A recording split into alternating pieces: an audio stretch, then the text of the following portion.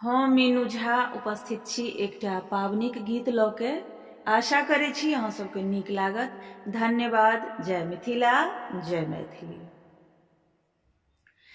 निज नैहर में धिया बैसली दुआरिया, हे शुभ पावनी दिन में निज नैहर में धिया बैसली दुआरिया, हे शुभ पावनी दिन में मोर सासू केहन भेली कठोर, हे शुभ पावनी दिन में मोर सासू केहन भेली कठोर, हे शुभ पावनी दिन में सब सखिया के लई दुई चारी भरिया, हे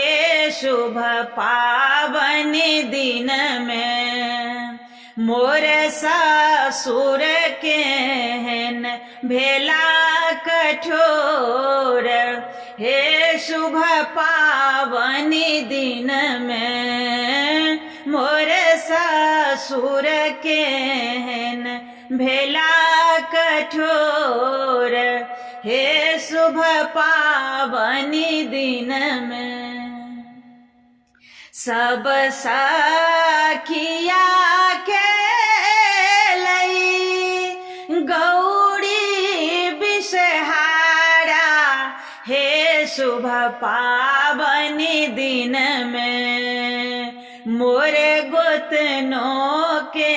हैं ननी सोखी, हे शुभ पावनी दिन में मोर गोतनी के हैं भेली निसोखी, हे शुभ पावनी दिन में सब सखिया के लई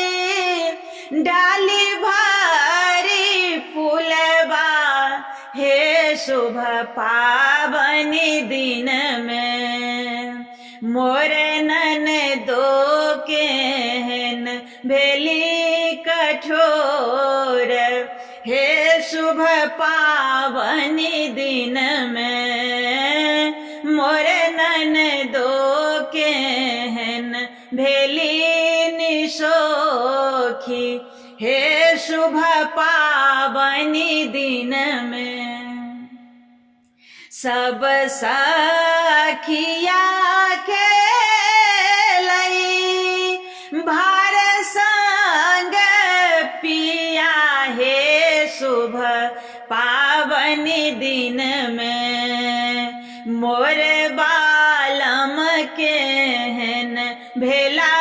कठोर,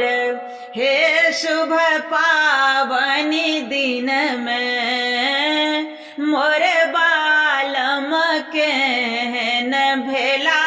कठोर, हे शुभ पावनी दिन में